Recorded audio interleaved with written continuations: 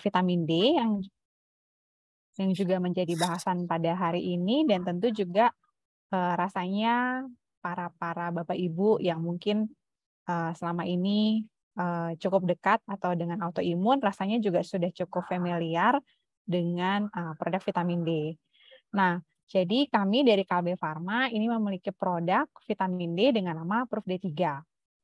Nah, kenapa sih sebenarnya vitamin D ini juga menjadi penting? Bahkan sebenarnya juga penting untuk seluruh anggota keluarga, seluruh level usia, karena memang ternyata defisiensi vitamin D itu terjadi angkanya cukup besar di Indonesia, mulai dari ibu hamil, anak-anak, orang dewasa hingga lansia, dan memang angka-angka ini cukup besar sehingga memang juga perlu menjadi concern dari kita semua. Nah, kami sempat melakukan penelitian kecil-kecilan di kantor Kalbe sendiri.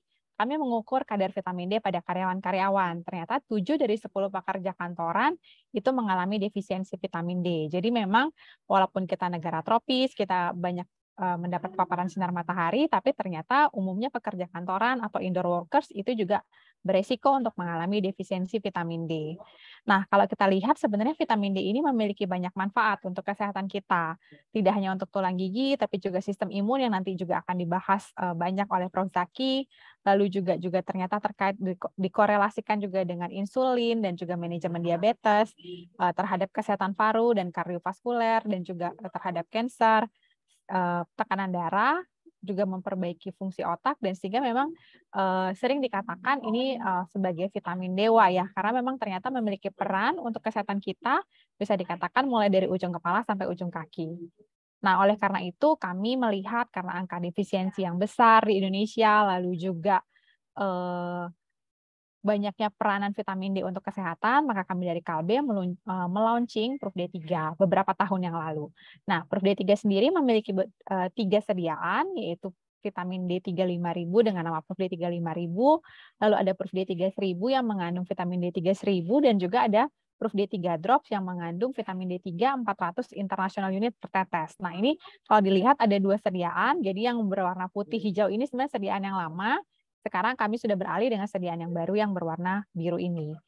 Nah, kalau kita lihat mungkin untuk sediaan tablet rasanya sudah umum sekali untuk kita cara pengkonsumsiannya. Saya hanya ingin sedikit meng-highlight terkait dengan penggunaan Proof D3 Drops, bagaimana cara penggunaannya. Karena mengingat Proof D3 Drops ini tidak dilengkapi dengan pipet, jadi hanya menggunakan dropper gravimetri. Jadi pada saat penggunaan, Bapak Ibu hanya tinggal membalik botolnya saja, mengetuk dasar botolnya sampai menunggu tetesannya keluar. Tidak perlu dikocok-kocok pada saat ingin meneteskan Proof D3-nya. Nah, diteteskan kemana? Bisa langsung diteteskan ke mulut atau juga ke sendok terlebih dahulu. Nah, jika ingin dicampurkan ke makanan atau minuman, karena volumenya yang kecil, maka memang harus dipastikan makanan atau minuman yang kita campur dengan Proof D3 Drop ini harus dipastikan habis.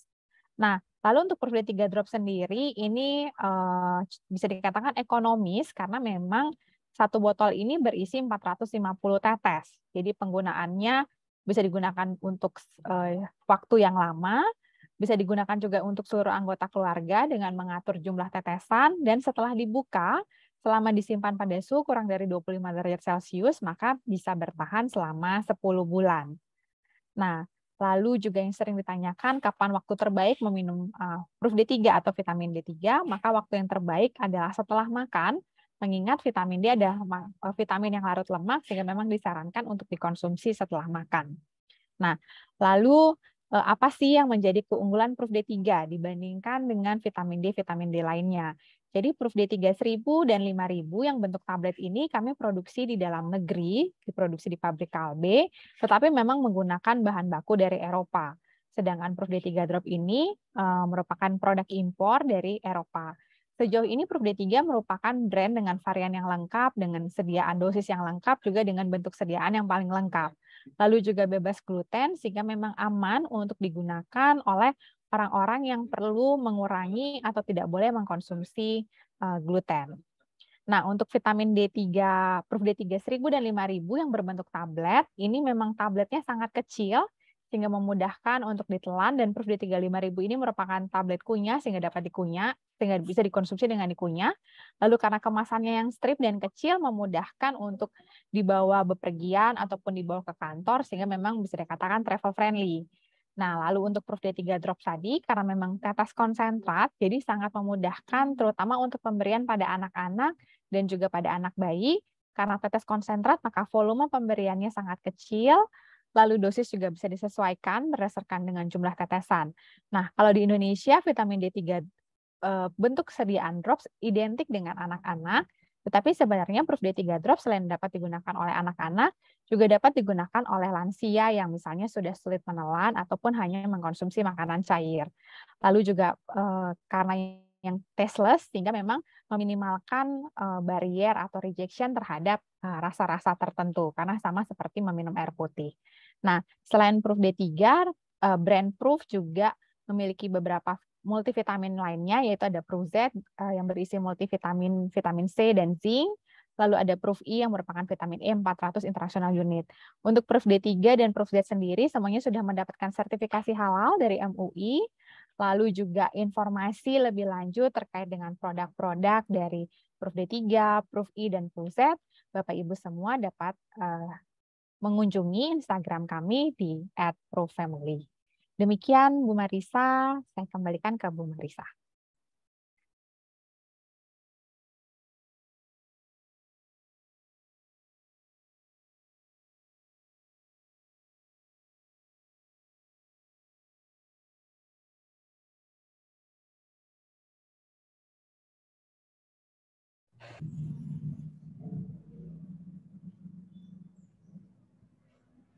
Bu Marisanya masih di mute. Ya, terima kasih Bu Rosa atas perkenalannya dari KB Pharma. Segera kita akan sambut Profesor Dr. Zakiuddin Munasir yang akan memaparkan materi pada hari ini. Saya bacakan sedikit profil beliau.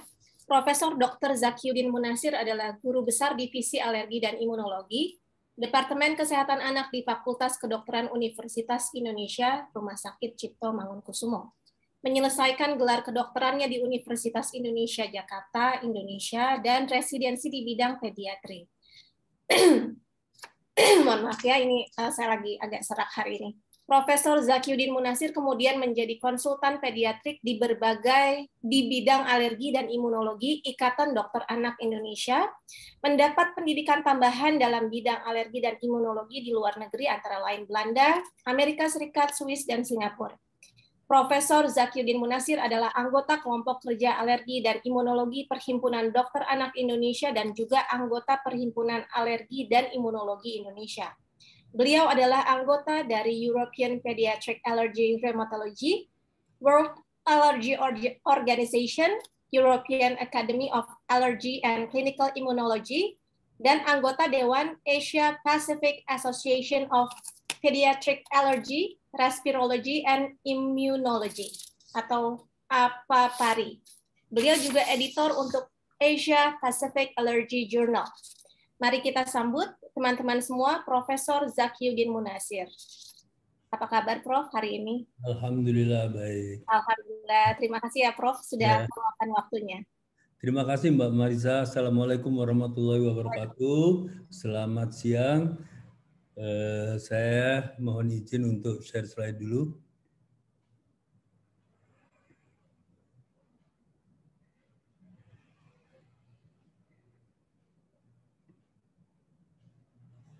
Slide saya udah kelihatan ya? Mbak Marisa? Sudah Prof, sudah Prof. Sudah ya, oke lah, baiklah. Saya mulai. Pertama-tama saya mengucapkan terima kasih atas kesempatan dari Mbak Marisa dan kawan-kawan untuk berbagi pengetahuan mengenai vitamin D yang tadi sudah dijelaskan sama Ibu Rosa.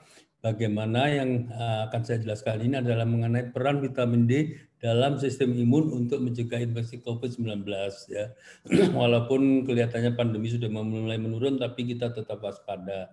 Dan ini nanti akan saya hubungkan dengan autoimun karena kita sedang dalam memperingati bulan autoimun ya. Jadi memang penyakit autoimun itu adalah salah satu komorbid dari infeksi COVID-19 ya. Jadi ini penting, oleh karena itu kita harus usahakan antara link autoimun dengan vitamin D dan vitamin D pada infeksi COVID. Dua-duanya ini saling berhubungan. Nah, bagaimana dengan tentang vitamin D? Tadi juga sudah sedikit dijelaskan oleh Bu Rosa bahwa sumber vitamin D itu bisa dari makanan, tapi utamanya adalah dari pajanan sinar matahari. Dari makanan itu sebetulnya hanya menyumbang cuma 20%. Jadi walaupun kita makan makanan yang kaya akan vitamin D, misalnya telur, susu, kemudian ikan, itu tidak bisa menyumbang full kebutuhan vitamin D. Yang paling banyak adalah kita dapatkan dari sinar matahari. Karena pada kulit kita itu terdapat prekursor atau bahan pembentuk vitamin D yang akan jadi vitamin D aktif kalau kita terkena sinar ultraviolet dari matahari. Tapi tidak semua matahari, artinya tidak sepanjang hari. Yang paling banyak adalah mulai dari jam 10 dan antara sampai sore jam 2, jam 3. Ya, oleh karena itu kalau kita berjemur mesti kita harus lihat-lihat waktunya juga ya. Nah, ini sering kita menjemur bayi. Kalau menjemur bayi sebelum jam 10, misalnya pagi jam 7, jam 8 gitu, itu sebetulnya belum banyak sinar ultraviolet yang akan membentuk vitamin D pada kulit bayi. Selain itu pada kulit bayi juga belum sempurna, artinya kemampuan membentuk vitamin D-nya juga belum seperti orang dewasa. Nah, demikian juga orang tua. Nih seperti foto saya ini, saya selalu berolahraga pada jam-jam sekitar jam 10, kebetulan saya sekarang lagi work from home ya.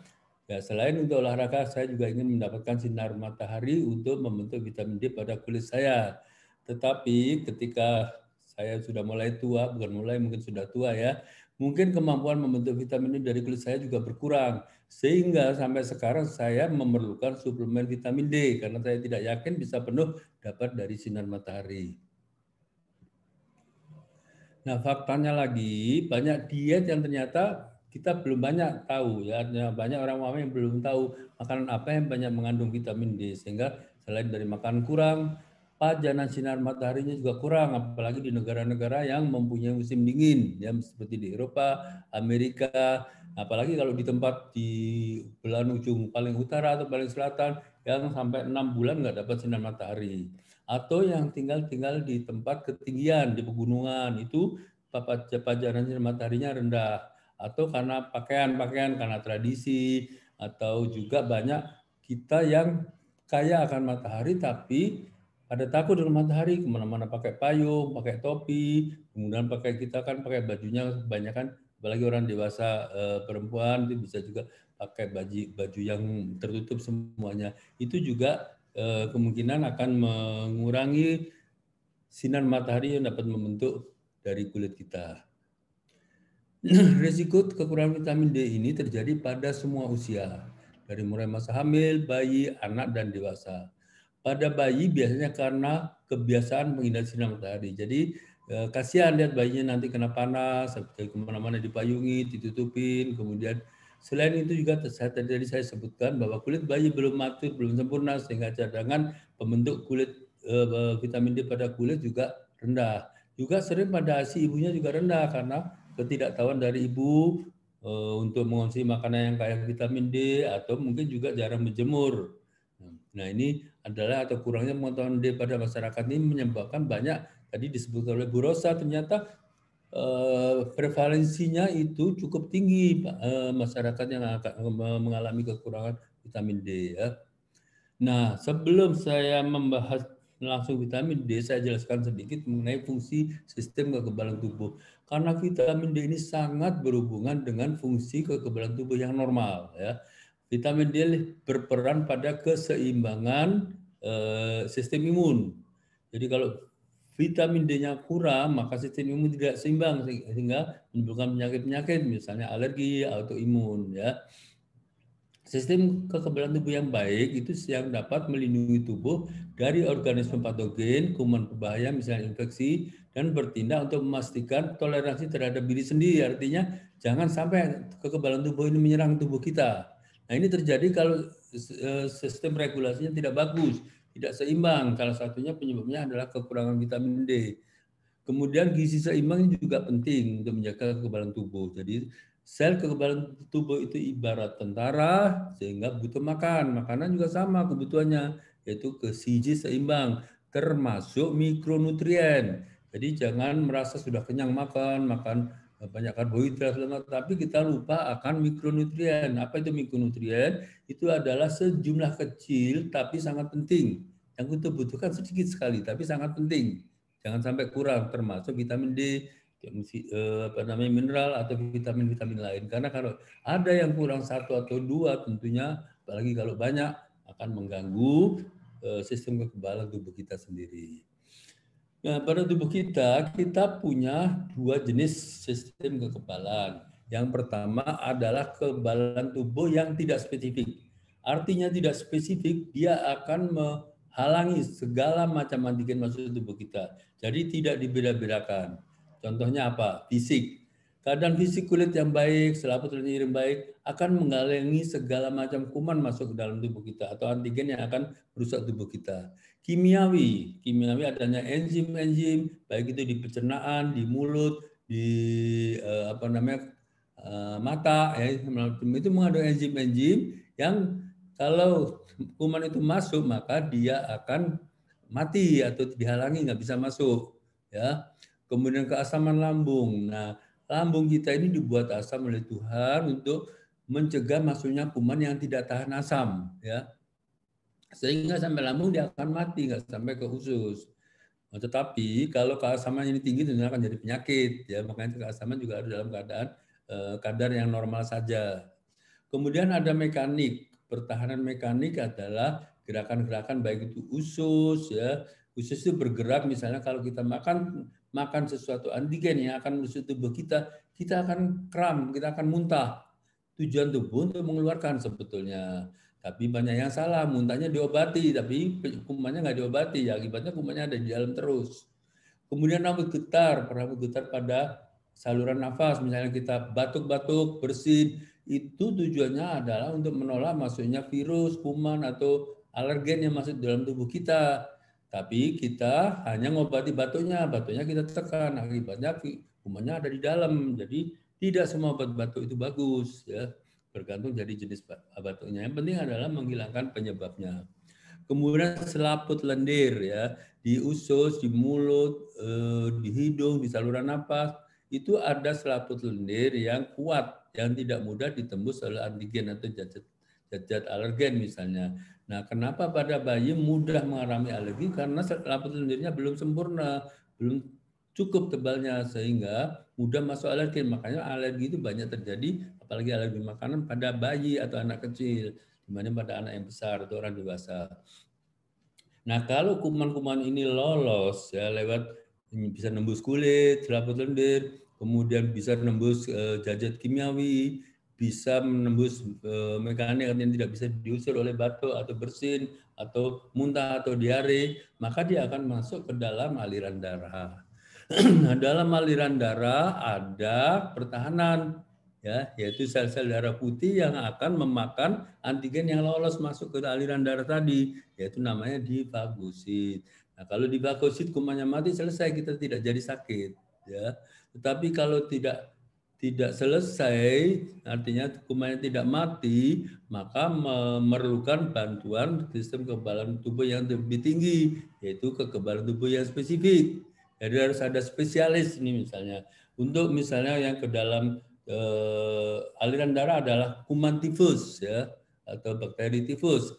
Nah, itu tidak bisa dianjurkan, maka dilaporkan ke sistem kekebalan tubuh yang tinggi. Nanti tubuh akan membentuk antibodi yang khusus terhadap tifus yang lebih kuat dibanding yang tidak spesifik ini, ya.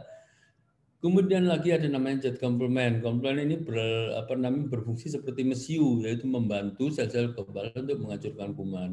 Kemudian ada lagi pertahanan biologi. Pertahanan biologi itu adalah kuman normal yang ada dalam usus kita, ya, yang kita sering sebut sebagai probiotik. Ini sangat penting. Dulu belum memasukkan, orang belum tahu fungsi pertahanan biologi ini, tapi sekarang sudah banyak tahu bahwa flora normal yang baik itu pada usus, pada kulit, pada saluran napas, akan dapat membantu menghalangi masuknya kuman atau zat-zat yang berbahaya ke dalam tubuh kita yang kita sebut sebagai probiotik ya. Nah, probiotik ini harus dijaga jumlahnya, jangan sampai kurang. Misalnya kalau kita sering mengonsumsi atau anak sering mengonsumsi antibiotik, maka kuman-kuman normal pun ikut mati. Akibatnya apa? Malah nantinya tambah gampang sakit atau gampang alergi karena pertahanan biologinya ini terganggu. Oleh karena itu, kita selalu menganjurkan kalau tidak perlu sekali jangan menggunakan antibiotik kalau tidak indikasinya sangat kuat. Apalagi membeli sendiri, meminumkan ke anak kita, memberikan antibiotik sendiri, sedikit panas kasih antibiotik. Itu tidak boleh, akan mengganggu keseimbangan flora normal dalam usus ya. Nah, ini yang spesifik ini kita bagi dua. Ada yang dalam bentuk seluler. Bentuk seluler adalah kekebalan tubuh yang spesifik ketika kumannya sudah berhasil masuk ke dalam sel, misalnya kuman TBC atau virus masuk ke dalam sel. Antibodi tidak bisa mengejar, maka harus butuh kekebalan seluler. Sedangkan yang antibodi hanya berfungsi kalau kumannya belum masuk ke dalam sel. Tapi dua-duanya ini harus bekerja sama ya. Nah, sel-sel yang berperan pada pertahanan tubuh, sel fagosit tadi sudah saya jelaskan fungsinya, yaitu menghancurkan kuman yang sudah lolos masuk ke dalam darah. Kemudian ada sel basofil dan sel mast, ini adalah yang menyediakan mesiunya atau memberi fasilitasi sel-sel radang supaya mudah datang. Misalnya adanya zat histamin dan lain-lain, itu sebetulnya mempunyai fungsi normal kecuali pada orang alergi. Kalau pada orang alergi, sel mastnya ini sangat tinggi, histaminnya sangat tinggi malah jadi penyakit. Tapi kalau histamin dalam kadar normal, itu mempunyai fungsi yang baik, melebarkan pembuluh darah, membuka pintu-pintu dinding pembuluh darah supaya sel radangnya bisa leluasa datang ke tempat peradangan untuk menghancurkan kuman. Nah, sel limfosit ini yang berperan pada imunitas yang spesifik, yang nanti berperan pembentukan antibodi atau sel kekebalan yang khusus ditujukan kepada bakteri tertentu, jadi tidak bisa ya, seperti yang non spesifik segala macam bisa dihantam, tapi ini khusus. Misalnya dapat ada antibodi terhadap tifus, ada sel kekebalan terhadap TBC, ya. Jadi sifatnya spesifik, tapi lebih kuat. Ibarat pasien ini sudah lebih spesialis strukturnya, ya. Nah, ini adalah kereta ini saya menggambarkan suatu sistem kekebalan tubuh dalam tubuh kita. Ada kusir, namanya T-regulator. Kusir ini yang sangat penting untuk mengatur jalannya kereta ini, supaya jangan terlalu cepat. Kalau terlalu cepat bisa terbalik, atau jangan terlalu lambat. Kalau terlalu lambat kumannya keburu lari, nggak bisa dikejar. Ya. Oleh karena itu sel T-regulator harus mempunyai fungsi baik. Salah satu tidak boleh kekurangan vitamin D. Vitamin D sangat penting dalam fungsi sel T-regulator ini. Kemudian ada yang lain, ini telper 1, telper 2 ini pada sel kekebalan spesifik. Kemudian ada sel fagosit. Nah, makrofag ini sel fagosit yang besar, ini tukang makan ini. Tukang makan itu artinya kalau fagosit kecil nggak bisa menghancurkan, akan dihancurkan atau dimakan oleh fagosit besar. Sel fagosit besar tidak bisa menghancurkan, dilaporkan ke yang spesifik, telper 1 atau telper 2. Ya, ini adalah gambaran, kalau kita gambarkan secara lebih mudah, sel-sel kekebalan dalam tubuh kita. Nah, kemudian ada faktor-faktor nutrisi. Jangan lupa kenapa seseorang atau anak yang kurang gizi kekebalan tidak bagus, sudah pasti. Karena apa? Karena sel-sel kekebalan juga ibarat tentara butuh makanan. Misalnya protein nggak boleh kurang. Kalau protein kurang itu akan menyebabkan pembentukan imunoglobulin atau zat antibodi terganggu, ya. Kenapa? Karena kita tahu bahwa sel-sel ini dibentuk oleh protein. Maka sel-sel kekebalan akan kurang jumlahnya, sehingga tentaranya kurang, maka musuh akan mudah menyerang. Makanya pada yang kekurangan gizi atau malnutrisi akan mudah mengalami infeksi. Vitamin A ini banyak perannya. Tidak hanya untuk penglihatan mata, tapi vitamin A juga punya sifat antioksidan yang dapat membunuh kuman atau mengaktifkan sel-sel kekebalan. Ya. Kemudian beta karotin ini adalah prekursor bahan pembentuk vitamin A, tapi punya antioksidan yang lebih kuat. Ya. Jadi beta karotin atau karotenoid itu juga penting. Ya. Nah, sumbernya misalnya dari wortel, makan makanan yang berwarna kuning. Kemudian vitamin B, ini juga penting untuk sintesis DNA. Sintesis DNA diperlukan dalam pembentukan sel. Jadi kalau vitamin B-nya kurang, pembentukan selnya akan berkurang. Vitamin C juga antioksidan ya. Ini secara ini apa namanya nggak usah saya jelaskan karena ini lebih ke arah medis ya. Jadi punya fungsi salah satunya adalah membantu penyerapan zat besi. Ya, jadi kalau kita kurang vitamin C, kita beri zat besi tidak bisa efisien diserap. Vitamin E ini juga sama, punya antioksidan, makanya sering dipakai untuk obat awet muda supaya kulit sel-sel kita tidak gampang rusak, tidak gampang tua ya. Kemudian kuprum ini zat tembaga, ini mempunyai fungsi penting pada fagosit, itu pada sel-sel yang membunuh kuman tadi, misalnya pada sel fagosit kecil maupun yang besar yang kita sebut makrofag. Nah, besi ini juga penting ya pada fungsi sel-sel kekebalan, tapi harus hati-hati memberikannya. Kalau seseorang sedang dalam keadaan infeksi bakteri, kita berikan besi, jangan-jangan besinya dipakai oleh bakteri juga. Akibatnya apa? Ya nggak sembuh-sembuh sakitnya. Jadi biasanya kita tunggu reda infeksinya, baru kita berikan besi. Magnesium juga penting pada fungsi dari sel fagosit kecil. Kemudian vitamin D ini yang terutama berhubungan immune regulation, yang mengatur jalannya sistem imun supaya tidak timpang ya. Jadi ini juga penting, nggak boleh kurang.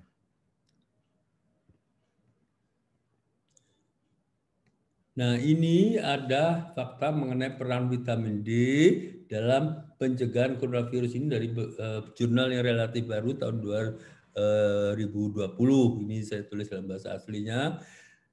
Ternyata penelitian vitamin D pada negara-negara 20 negara-negara Eropa ya dihubungkan dengan infeksi COVID. Ya. Nah, ternyata kadar vitamin D-nya itu sangat rendah ya, terutama pada pada masyarakat di Spanyol, Italia dan Switzerland ya. Apalagi di Switzerland yang negaranya relatif dingin hingga mataharinya sangat sedikit. Kemudian disimpulkan bahwa terjadi hubungan antara kadar vitamin D yang rendah tadi dengan kasus-kasus COVID-19, terutama mortalitasnya. Jadi makin parah vitamin D, makin fatal infeksi COVID-nya. Ya. Nah, ada tadi saya sebutkan ada imunitas non spesifik, imunitas yang menangkal segala macam jenis kuman yang masuk. Nah, vitamin D di sini bekerja ya dengan cara mengaktifkan sel fagosit ini. Kalau sel fagositnya aktif, maka COVID-nya bisa diatasi ya, sehingga kalaupun infeksi tidak berat. Nah, ini vitamin D selain berfungsi pada regulasi akan mengaktifkan sel kekebalan yang tidak aktif atau yang kurang kuat.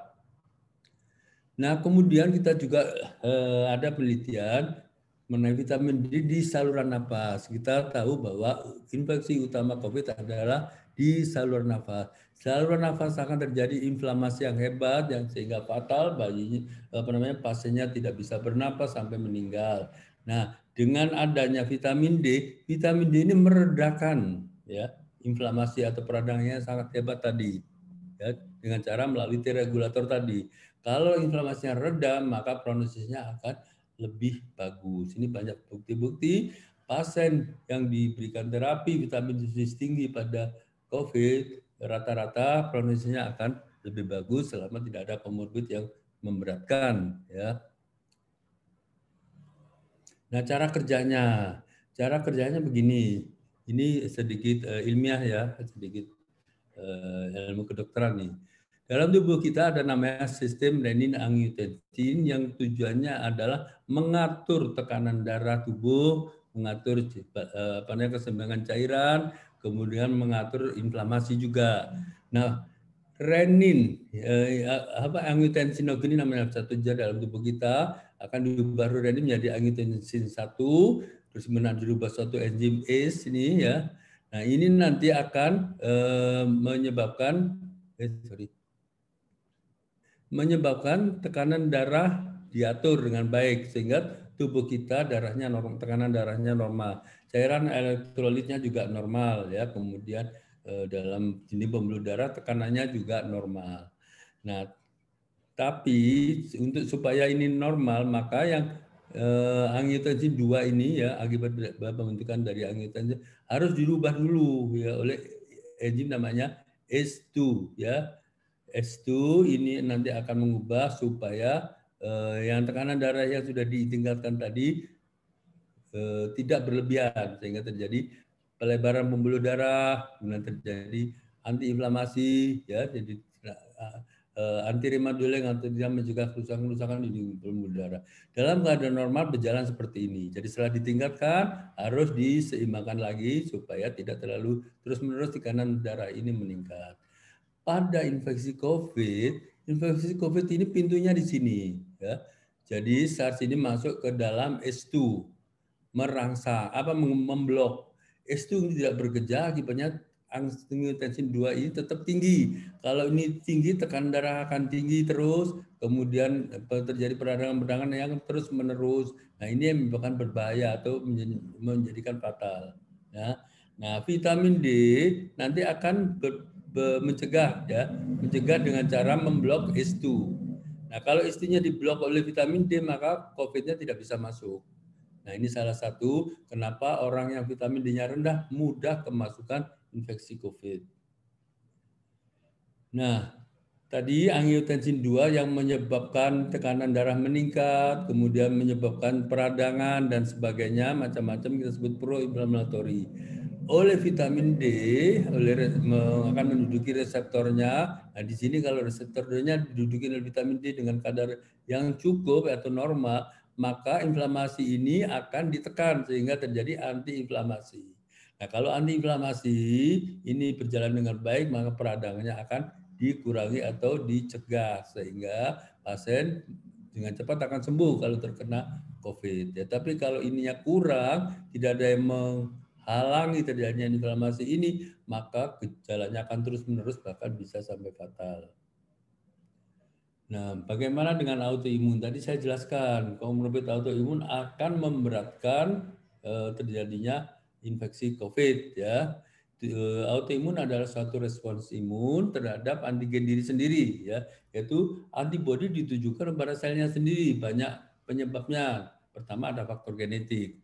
Kedua, mungkin sel tubuh kita yang normalnya sudah berubah akibat virus atau yang lain, sehingga tubuh menyebabkan mengenalinya sebagai zat asing, maka diserang. Sel-sel sehat pun ikut terserang. Ya, misalnya pada lupus segala macam organ bisa diserang, maka terjadi kerusakannya secara sistemis. Ya. Nah, jadi kalau disimpulkan, jadi vitamin D banyak didapatkan pada penyakit autoimun. Pengalaman pasien-pasien autoimun saya 100% kekurangan vitamin D. Akibatnya T regulatornya tidak berjalan baik, tidak bisa membedakan sel normal sama sel tidak normal, atau tidak menggunakan sel tubuh sendiri atau itu antigen asing, sehingga semuanya diserang termasuk selnya sendiri. Nah, vitamin D itu memang utamanya dulu kita kenal sebagai fungsinya dalam metabolisme kalsium dan kemudian dalam homeostasis pembentukan tulang ya. Tapi ternyata sekarang sudah dibuktikan bahwa vitamin D ini sangat penting pada respon imun bawaan atau non spesifik dan yang spesifik. Nah, sel-sel sistem kekebalan mampu mensintesis dan berespon terhadap vitamin D. Jadi vitamin D ini akan berinteraksi dengan berbagai macam sel kekebalan tubuh. Nah, sumbernya tadi bisa dari makanan, bisa dari sinar matahari pada kulit. Ya. Sel-sel kekebalan pada penyakit autoimun yang responsif terhadap efek perbaikan vitamin D menunjukkan bahwa efek menguntungkan dari suplementasi vitamin D secara individu pada yang menderita penyakit imun dapat melampaui efek homeostasis tulang dan kalsium. Artinya pada penyakit autoimun yang kurang vitamin D ini homeostasis tulang dan kalsiumnya bisa dilampaui. Artinya tidak ada masalah dengan homeostasis tulang dan kalsium, bahkan dia mendapatkan manfaat dengan cara pengaturan sistem kekebalan tubuh sehingga autoimunnya bisa dicegah, infeksi COVID pun bisa dicegah. Nah, sarannya dari tadi sudah dijelaskan juga oleh Bu Rosa, intervensi empiris atau penelitian secara empiris dengan vitamin D ada satu keputusan klinis yang dapat dibenarkan oleh kadar serum yang rendah dengan risiko gangguan sistem kekebalan. Jadi dalam memberikan vitamin D kita lihat dulu normal atau tidak. ya kadar pada pasien. Itu lebih bagus kita periksa dulu. Tapi kalau kita tidak periksa, usahakan selalu dengan misalnya berjemur secara teratur, atau kalau ragu akan asupan vitaminnya kurang, boleh diberikan suplementasi tapi dengan kadar yang dengan anjuran dosis yang normal, jangan langsung dosis tinggi. Nah, jadi peningkatan kadar 25 UHD atau vitamin D3 yang bersirkulasi ini kemungkinan akan dapat menghambat perkembangan penyakit, bahkan dapat memperbaiki prognosis, artinya kemungkinan sembuhnya akan tinggi. Dari tingginya prevalensi defisiensi vitamin D dari hasil penelitian untuk meningkatkan konsentrasi serum dengan cepat, aman, dan signifikan, intervensi vitamin D dosis tinggi kalau memang terbukti akan rendah dapat mengurangi risiko keparahan dan kematian COVID-19. Dan yang ini pun adalah saran yang aman dan tidak berbahaya, ya. Nah, idealnya akan kita cek supaya tidak terjadi intoksikasi atau berlebihan vitamin D. Pasien ini dari penelitian mengonsumsi vitamin D dosis besar. Ini ada penelitian pada pasien COVID selama seminggu diikuti dengan beberapa ribu international unit per hari. Selama 2 minggu ini terbukti dapat membantu penyembuhan COVID. Nah, berapa cara untuk mempertahankan kekebalan tubuh dalam masa pandemi COVID ini? Yang pertama, kita harus mencegah infeksi dan alergi. Kemarin itu semua diisolasi dalam rumah, ya. Sebab kalau kena infeksi dan alergi, sistem kekebalan tubuh akan lelah, mudah terkena COVID, ya. Ini, ya, tapi sekarang anak sudah mulai sekolah, jadi harus hati-hati juga. Tetap kita harus jaga. Hindari obat-obat tertentu, jangan menggunakan obat-obat sembarangan, ya, apalagi yang menekan kekebalan tubuh seperti steroid. Gizi yang baik seimbang mutlak diperlukan. Hindari kontak dengan infeksi, terutama usia sangat muda atau tua. Tadi saya sebutkan bahwa sistem kekebalan tubuh waktu muda belum sempurna, sudah tua mulai menurun. Jadi hati-hati pada usia tersebut, ya. Nah, ini adalah suatu pencegahan secara umum. Semua mungkin sudah hafal atau sudah mengerti mengenai social distancing, kemudian menggunakan masker, cuci tangan yang baik. Saya kira itu nanti kita diskusi yang bisa banyak yang ditanyakan. Insya Allah nanti mudah-mudahan bisa terjawab. Terima kasih atas perhatiannya. Wassalamualaikum warahmatullahi wabarakatuh. Waalaikumsalam warahmatullahi wabarakatuh. Prof. Zaki, terima kasih atas paparannya. Kita langsung masuk ke sesi tanya jawab ya, Prof, ya. Sudah ada banyak pertanyaan. Ya, teman-teman nih terus bertanya ya, tapi harus sesuai topik karena nanti pertanyaan terbaik akan mendapatkan pulsa GoPay senilai 50.000 untuk 10 orang pemenang. Baik, pertanyaan pertama dari Pak Indra, seberapa penting mengunyah tablet vitamin D? Karena biasanya langsung telan. Ini ada pertanyaan yang mirip-mirip juga, Prof. Ya, sebetulnya ada yang bentuk telan, ada bentuk kunyah. Sebetulnya sih sama aja. Kunyah itu hanya untuk memudahkan aja. Kalau misalnya nggak ada air, nggak ada minuman yang untuk menelan. Ini kan bentuk drop itu untuk memudahkan juga pemberian pada anak, misalnya tadi sudah disampaikan sama Bu Rosa. Jadi sama saja, ya. Langsung ditelan juga boleh tablet kunyah, tapi sayang kan mahal-mahal. Oh iya. Oke, baik. Ini dari Ibu Ernawati. Saya disarankan minum vitamin D3 dosis 2000 IU oleh dokter yang merawat. Bagaimana jika yang tersedia D3 5000 IU? Harus dipotong atau bagaimana? Dan kalau yang drop bagaimana? Ya, kalau misalnya adanya 5000, pengalaman saya sendiri, saya juga minum 2 hari sekali. Karena larut dalam lemak ada di dalam tubuh kan. Jadi nggak usah dipotong, nanti potongannya susah, kecil banget kan. Udah kecil nanti belum tentu sama terbulan. Iya. 2 hari sekali sama aja. Oke, baik. Jadi waktunya ya, Dok. Ya, Prof ya. Lalu yang selanjutnya Ibu Vivi. Anak saya 12 tahun dengan SLE sejak Juni di RSCM berobatnya. Vitamin D-nya baiknya berapa IU, Prof? Sebaiknya. Nah, kalau seperti itu, seperti saya bilang tadi, sebaiknya kita periksa seberapa rendah untuk menyesuaikan dosisnya. Kalau dosisnya rendah sekali, mungkin kita bisa 5000, kita bisa juga 10.000. Makanya bergantung kepada kadarnya ada ya. Tapi kalau kadarnya sudah normal mungkin maintenance saja 1000. Baik. Yang selanjutnya Mbak Evi, 38 tahun, bertanya untuk anaknya yang juga autoimun dengan obesitas, bolehkah minum Proof D3, Prof, untuk anak usia 6 tahun, 56 kg, sekarang sedang proses konseling gizi dengan autoimun yang terkontrol.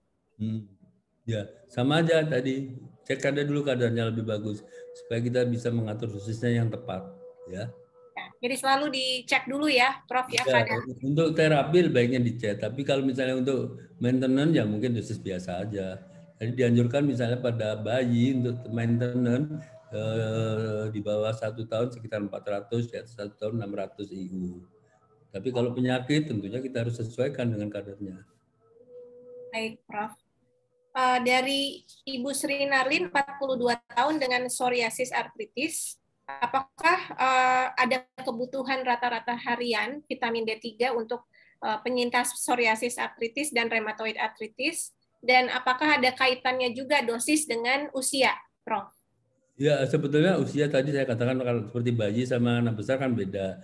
Tapi kalau kadarnya memang rendah, usia berapapun bisa dikasih tinggi, tapi ada maksimalnya ya. Misalnya usia sampai 1-2 tahun itu sekitar 2.500. Tapi kalau orang dewasa bahkan bisa 5.000. Atau kalau rendah sekali, parah sekali bisa 10.000. Baik, Prof. Ini ada dari Ibu Lina. Prof, apa yang dimaksud dengan vitamin D3 bersirkulasi? Bersirkulasi itu artinya ada dalam aliran darah, ada terus gitu, tidak ditimbun ya. Baik, Prof. Yang selanjutnya Ibu Rini Sianturi. Awal kadar vitamin D saya 11, setelah terapi vitamin D 10.000 IU dalam 3 bulan menjadi 65. Oleh dokter di stop tahun lalu karena sudah normal. Pertanyaannya apakah perlu minum lagi? Ya, memang kalau sudah tinggi apalagi di atas 50, kita inginkan di atas 50 lah paling tidak. Itu memang perlu di stop. Tapi untuk maintenance kalau bisa rajin berjemur tiap hari ya lebih bagus. Kalau nggak bisa untuk maintenance dengan tadi kadarnya kan. Kalau anak besar kan 600, kalau orang dewasa mungkin 1000. Oke. Prof, ini dari Ibu Amelia usia 69 tahun dengan autoimun hepatik. Karena autoimun saya menyerang fungsi hati, sehingga vitamin D dibatasi menjadi 400 IU per hari. Pertanyaannya, apakah saya aman secara harian untuk maintenance dengan dosis 1000 IU? Nah, saya kira kalau itu konsultasi ke ahli penyakit dalamnya, karena memang vitamin D kan larut dalam lemak, mungkin ditimbun dalam hati, tergantung seberapa berat kerusakan hati. Tapi kalau dokternya mengajukan 400 ya ikuti aja, sisanya kita tambah dari sinar matahari misalnya ya. Baik, Prof. Yang selanjutnya, Ibu Vina, 47 tahun dengan vitiligo. Apakah harus cek lab dulu sebelum vitamin D? Ini khususnya untuk anak tentu ya, Prof ya? Ya, kalau tujuannya untuk terapi itu sebaiknya dicek. Tapi kalau untuk maintenance dengan dosis anjuran tadi di bawah 1 tahun 400, di atas 1 tahun sampai 3 tahun bilangnya 600. Oke. Mungkin orang dewasa mungkin sekitar 1000 kalau harian ya, tanpa mengetes, tanpa sakit ya. Oke, ya. Lalu Prof, ini ada jangka waktunya nggak sih Prof konsumsi vitamin D ini? Dan ini pertanyaannya juga, boleh nggak berhenti mendadak atau harus tapering katanya gitu? Ya, berarti mendadak nggak masalah. Cuma biasanya saya anjurkan 3-4 bulan kita cek. Kalau udah normal, buat apa lagi dosis-dosis tinggi? Seperti yang contoh Ibu tadi ya. Baik, Prof. Yang selanjutnya, Rizkia, 33 tahun, bertanya untuk anaknya, usia 5,5 tahun, penyintas COVID Maret 2022 anaknya ini. Awalnya alergi, tapi Juni kemudian dirawat inap dengan bronkopneumonia 4 kali, hingga saat ini sering sakit, oma, tonsilitis, dan common cold. Anak ini lebih rentan sakit dibanding dengan adiknya kadar vitamin D 53. Apakah kurang atau bagaimana, Prof? Kalau kadar 53 sebetulnya sudah normal. Mungkin penyebab gangguannya kenapa sering infeksi, mungkin alerginya harus segera diatasi alerginya ya. Karena alergi juga mudah terkena otitis dan sebagainya. Jadi vitamin D-nya mungkin sudah cukup, tapi sel kekebalan kan tidak hanya butuh vitamin D, mungkin yang lainnya dicek, multivitamin yang lain misalnya ya. Baik, Prof. Ini ada Mbak Lola dengan skleroderma. Apakah suplemen vitamin D ini harus seumur hidup? Kadar minimal tercapainya kan 30 ini ya untuk kasusnya beliau dengan 2.000 sampai 3.000 IU. Saat dosis rutin dilanjutkan 1.000 IU oleh dokter justru terjadi penurunan vitamin D. Nah, ya. Jadi tadi saya katakan memang sebaiknya kalau punya penyakit seperti itu atau autoimun atau alergi 3-4 bulan sekali kita cek ya, kita sudah normal apa belum ya. Tapi kalau belum, kalau 30 jangan dianggap normal. Kalau saya nggak suka 30. Kenapa? Dia turun sedikit aja udah nggak normal. Paling nggak kita tinggalkan sampai 50. Oke, jadi untuk autoimun khususnya 50 ya setidaknya ya Prof ya? Ya, betul. Ibu Lina 48 tahun dengan Sjogren dan Aira, sebaiknya cek vitamin D itu sejak kapan, Prof? Ya, dan usia berapa boleh konsumsi? Ya, jadi vitamin D itu kita lihat ada indikasi atau tidak untuk terapi ya. Ada sakit atau tidak. Kalau normal-normal mungkin nggak perlu dicek, tapi harus terjamin sinar matahari atau dari makanan. Tapi kalau ragu keterjaminan makanan atau malas berjemur atau tidak ada waktu berjemur, mungkin maintenance tadi dengan dosis yang dianjurkan untuk orang normal. Ya, dari Bapak atau Ibu Win, bagaimana jika kelebihan konsumsi vitamin D? Prof, apa yang terjadi? Kalau vitamin D kelebihan lebih dari 100 mungkin banyak ada macam-macam efek samping, mual, muntah, sakit kepala dan sebagainya. Oke. Isayuni usia 51 tahun, miastenia gravis, COVID pada bulan Juni 2021 dan miastenia gravis saya sering krisis. Saya dianjurkan untuk minum vitamin D. Aturan minumnya bagi saya ODAI supaya tidak sering drop. Sebetulnya sama seperti umumnya atau bagaimana? Ya, jadi kalau tadi saya katakan penyakit itu kadarnya kita periksa secara berkala. Kalau sudah normal mungkin tidak perlu lagi dosis tinggi, hanya maintenance saja atau berjemur saja gitu. Ya. Bapak Rudi 75 tahun, Sjogren kasusnya, toksik vitamin K. Apakah minum vitamin D3 harus selalu ada kandungan K2-nya atau bisa D3 saja mengingat fungsi ginjal mulai menurun dengan hasil urea 49,4 dan kreatinin 1,46 dan lainnya. Ya memang dikatakan dapat membantu absorpsi, tapi pengalaman saya sih dengan vitamin D saja sudah cukup sih. Ya. Apalagi ada kelainan ginjal, nggak usah banyak-banyak. Ya. Ini pertanyaan dari Pak Vicky, 36 tahun, multiple sclerosis. Untuk penderita MS, konsumsi vitamin D-nya apakah perlu dalam dosis besar? Tapi sebetulnya ini mungkin banyak juga pertanyaan. Jadi sama gini ya, untuk penyakit-penyakit baik atau imun atau alergi yang berat, sebaiknya kita cek ya. Sama aja semuanya. Cuma sayangnya pada lupus misalnya, kita tidak mungkin menganjurkan berjemur karena dia nggak boleh kena sinar matahari. Jadi mau nggak mau ya kita beri nggak mau minum. Ya. Baik. Ibu Lina, dok, hubungan vitamin D3 dengan K2 itu apa? Perlukah K2 cek lab dulu? Ya, apa nama pemeriksaannya? Ya tadi sudah saya sebutkan bahwa itu tidak terlalu harus gitu ya K2-nya. Ya. Kalau ciri K2 tidak normal tuh bagaimana sih, Prof?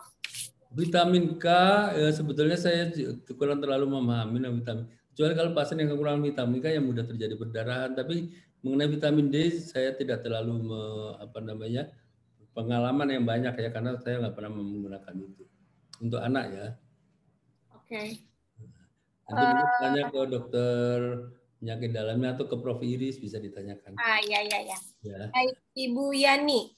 Apakah anak usia 4 dan 6 tahun bisa diberikan vitamin D dosis berapa? Apakah tiap hari? Ini tadi sudah terjawab ya, Prof ya? Ya, betul. Itu saja dosis anjuran kalau tidak ada sakit, tidak ada penyakit ya. Dari Mbak Septi 28 tahun, diabetes mellitus tipe 1. Seberapa penting minum vitamin D bagi penyintas DM tipe 1 atau cukup berjemur? Ini juga sudah terjawab sebetulnya. Ya, sama, secara umum kalau karena untuk terapi sebaiknya dites. Ya. Oke. Ibu Arin 32 tahun, lichen planus. Ini Lichen planus ya. ya. Apa itu Prof? Lichen planus Itu itu? penyakit semacam autoimun juga. Oh ya ya, ini apa yang terdampak Prof? Lichen planus itu jarang sih pada anak biasanya. Oh ya ya ya. Oke. Jika minum suplemen vitamin D dan suplemen lainnya, lalu terjadi hipovitamin D dan mengalami reaksi gatal hebat saat berjemur, apa yang harus dilakukan? Terutama Ya. terkait dengan suplementasinya mungkin ya. Kalau punya masalah dengan sinar matahari ya jangan berjemur ya. Sama kayak lupus kan nggak bisa kena sinar matahari. Ya. Okay. Ini pertanyaan dari Ibu Verda, anak saya usia 13 tahun, awalnya kena autoimun itu kadar vitamin D-nya rendah, 7,6 dengan keluhan ngilu, kadang sesak. Tapi saat vitamin D-nya sudah mencapai 40, semua keluhan berkurang. Jadi apakah ada kaitannya keluhan-keluhan itu dengan kekurangan vitamin D? Ya, tadi saya katakan kalau vitamin D rendah itu akan memperberat gejalanya. Jadi tergantung jenis penyakitnya apa. Misalnya tadi saya menanyakan lichen planus kan pada kulit. Ya. Kalau vitamin D rendah akan gejalanya akan tambah hebat, tambah gatal, tambah merah misalnya. Atau bisa lendir juga sama. Iya ya.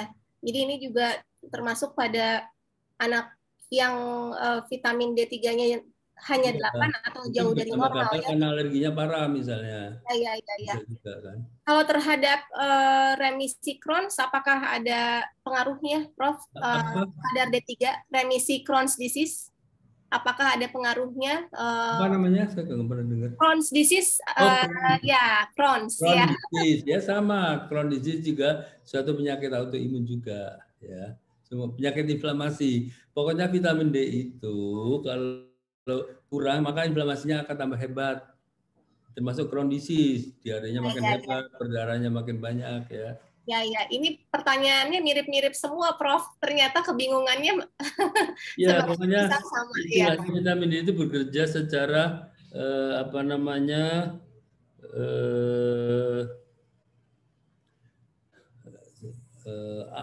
umum gitulah terhadap sistem imun. Pokoknya mengatur T regulator. Jadi kalau T regulator terganggu, maka itunya terganggu juga gejalanya.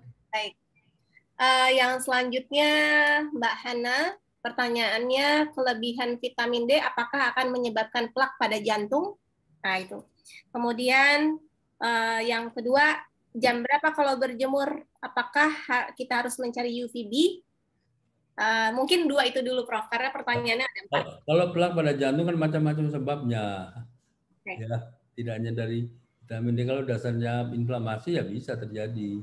Tapi kalau dasar yang lain, hiperkolesterol dan sebagainya agak beda ini ya. Kalau berjemur, tadi saya anjurkan sekitar jam 10 sampai sore jam 2 atau jam 3. Kalau pagi biasanya sekitar, ini yang untuk vitamin D ya, bukan untuk yang lain, bukan untuk tanning atau apa. Kalau pagi jam 10 itu dianjurkan sekitar 15 menit, agak lebih lama. Kalau siang kan udah terang sekali, udah panas, mungkin 5 menit cukup. Oke, baik. Yang di Bandung oleh Prof. Budi ada tuh ya. Ya, yang selanjutnya Prof, masih dari Mbak Hana, pertanyaan nomor 3. Bagaimana kecukupan vitamin untuk orang dengan autoimun dan anemia? Itu harus dievaluasi ya, Prof? Ya, betul. Kecukupan itu bergantung dengan kadarnya. Jadi tidak bisa disamaratakan. Yang nomor 4, apakah orang dengan vitiligo bisa menghilangkan bercak putih setelah konsumsi vitamin D secara teratur? Kalau vitiligonya karena autoimun bisa saja, tapi penyebab vitiligo kan banyak yang tidak diketahui sekarang. Ya. Oke, baik Prof. Yang selanjutnya Mbak Triasti, Prof, target vitamin D di 50 itu untuk dewasa atau anak juga, Prof? Sama, dewasa. Dengan autoimun. Ya. Ya. Dari Bapak atau Ibu Riyumi, perbedaan vitamin D3 dengan kafein D3. Oh, kalau kafein D3 itu kan produk, itu ada kalsiumnya. Ya. Jadi sebaiknya itu mengarah ke metabolisme kalsium itu tujuannya, karena kadar vitamin D-nya cukup rendah, cuma 400. Oke, jadi pertanyaannya adalah di awal diagnosa saya dikasih salah satu obatnya kafein D3. Ya, itu kalsium dan vitamin D, tapi vitamin D-nya nggak tinggi. Oke. Untuk metabolisme kalsium, ya. Oke. Jadi apakah saya harus konsumsi lagi? Itu harus dievaluasi ya, Prof. Ya Ya, berarti ya. betul. Ya.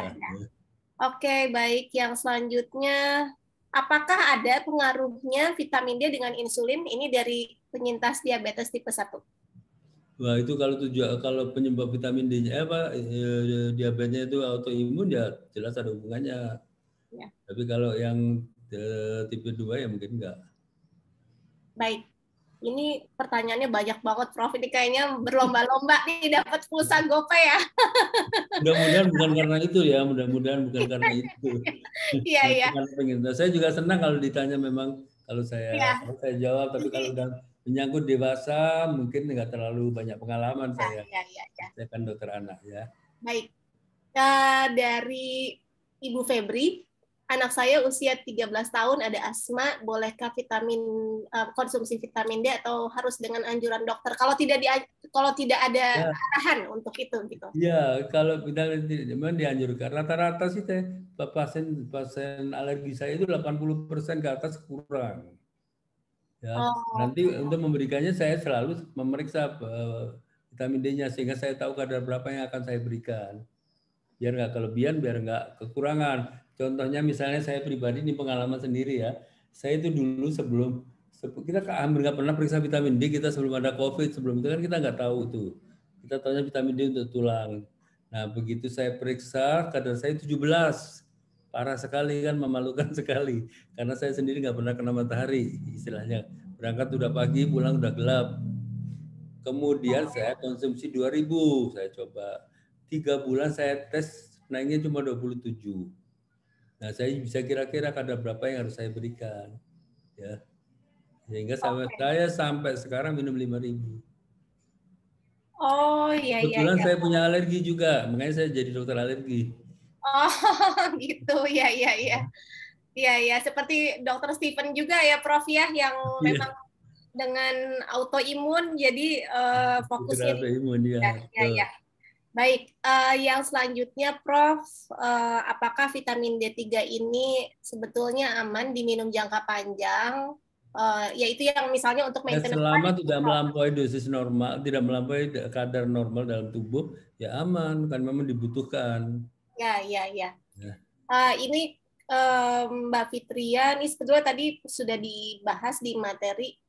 Kalau misalnya kadar vitamin D-nya rendah terus naik ke normal 30 saja, kemudian naik bertahap ke 40, pingin meningkatkan lagi, ada cara-cara lainnya nggak selain dengan minum suplementasi?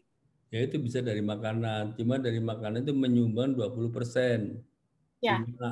Ya. Oke, tapi Prof kalau lupus gimana? Ini kasusnya lupus. Ya kalau lupus kan nggak boleh berjemur. Ya, jadi mau nggak mau ya. Harus diberikan suplemen. Boleh tinggi juga kalau memang rendah ya. Oke, ya. Baik, yang selanjutnya Ibu Tan Feiling dengan Sjogren syndrome. Saya terkena COVID, agak lemas ketika berjemur di sinar matahari. Apakah ada zat-zat tertentu yang berada di lapisan kulit yang membantu penyerapan lebih untuk membentuk vitamin D? Jadi kalau tadi apa katanya? Ya, jadi COVID, lemes kalau berjemur. Ya, jadi kalau nggak jangan dipaksa kalau nggak bisa berjemur. Ya, suplementasi aja ya.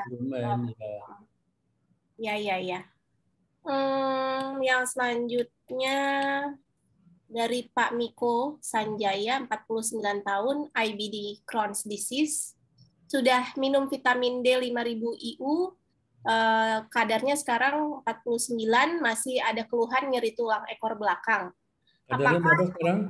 49. Oh ya, udah normal sih. Apakah perlu minum magnesium kalsium karena nyeri di tulang ekor belakang? Oh ya, kalau nyeri itu konsultasi ke dokter reumatologinya ya. Maka apakah ada inflamasi atau tidak di tulangnya? Mungkin nggak ada hubungan dengan vitamin D-nya, tapi mungkin ada penyebab yang lain. Oke, baik. Tadi yang vitamin K, nanya vitamin K itu pada anak sih kita makanya jarang ya, karena itu kan untuk mencegah pengendapan pada pembuluh darah yang biasanya terjadi pada orang dewasa atau orang tua. Mungkin saya biasanya nggak pernah pakai itu untuk anak ya. Oh, untuk anak, ya. Oke. Mbak Evi Andriani lagi, Agustus 2022 lalu saya kena COVID dan diberikan dosis vitamin D-nya 4.000 hingga 5.000 IU. Namun setelah sembuh diturunkan dokter jadi 2.000 IU. Apakah ya itu harusnya melalui evaluasi tes gitu, cek lab, karena dokternya tidak menganjurkan tes. Seberapa penting tes vitamin D? Mungkin kalau di klinisnya dilihat sudah bagus, maka kita turunin ke dosis maintenance saja. Tapi kalau mau dites lebih bagus. Oh, baik. Ya, kalau udah lihat klinisnya membaik kan mungkin dokternya beranggapan sudah normal. Ya. Ibu Nani Endang, Mbak Dani Endang, 29 tahun dengan Sjogren, Crohn's disease, dan spondylosis arthritis SPA ya. Banyak influencer yang menganjurkan untuk konsumsi vitamin D dosis tinggi, Prof, sampai 10.000 gitu ya, untuk mencapai kadar vitamin D optimum. Bahkan ada yang menganjurkan lebih dari itu, Prof. Ya, memang, tapi kalau saya sih nggak perlu lah kalau kita cek kadarnya masih bagus, nggak terlalu rendah, ya mungkin nggak perlu. Karena ada suntikan 600.000 juga, tapi kita belum punya pengalaman sih seperti itu. Ya. Beliau ini, Mbak Nani Endang ini di level 30 sampai 40 masih sering sakit. Mungkin harus cek juga ya, Prof. Mungkin bukan karena vitamin D. Cek aja kadarnya supaya kita tahu perlu berapa. Memang idealnya sih mendekati 100, sekitar 80-an lah, tapi jangan sampai 100 nanti ketinggian jadi efek samping hipervitamin. Oke. Dari Mbak Triasti, bila anak ada turunan autoimun dari kedua sisi, selain menjaga makan, stres, dan alergi, adakah hal lain yang bisa dilakukan? Oh iya ya, bukan terkait vitamin D-nya ya. Iya, kalau autoimun, ya walaupun itu genetik belum tentu menurun juga, ya. Kecuali kalau ada gejala. Ya. Mudah-mudahan dengan gaya hidup sehat juga ya, Prof ya. Itu dia yang penting seperti itu, menghindari pencetus. Kan biasanya kalau anak sering terinfeksi virus terutama, itu akan mengubah struktur jaringan atau struktur sel sehingga kayak asing. Usahakan selalu sehat. Salah satunya dengan vaksinasi misalnya. Ya, baik, Prof. Ya, anak saya dengan lupus dari Mbak Erna belum pernah tahu kadar vitamin D-nya dalam tubuh. Tapi ketika tanya dokter, apa boleh minum vitamin D3, dokter menyarankan minum 2.000 IU per hari. Tapi nggak disebutkan nih anaknya usia berapa. Sampai sekarang masih konsumsi D3 2.000 per hari. 2.000 IU. Ya, jadi lihat klinisnya aja. Kalau klinisnya memang masih aktif penyakitnya, sebaiknya dicek. Supaya kita bisa memberikan suplemen vitamin D yang membantu penyembuhannya. Ya. Dari Mbak Astria dengan SLE, apakah anak saya harus dilakukan pengecekan autoimun? Jadi anaknya tidak autoimun nih, karena anak saya mengalami alergi juga seperti saya.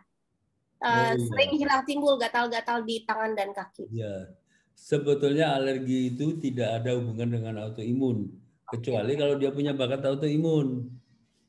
Ya, kalau dia punya bakat, mungkin nanti lama-lama bisa mencetuskan, tapi nggak harus selalu dicek kalau nggak ada gejala. Obati saja alerginya. Baik, Prof. Ini pertanyaan dari Mbak Hana lagi. Mbak Hana aktif nih ya, bertanya, Prof, kenapa kadar vitamin D25OH ya? Apa ini? Selalu dihubungkan dengan pemeriksaan magnesium.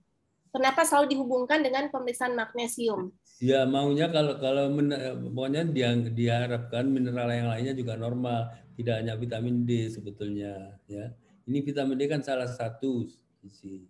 Oke.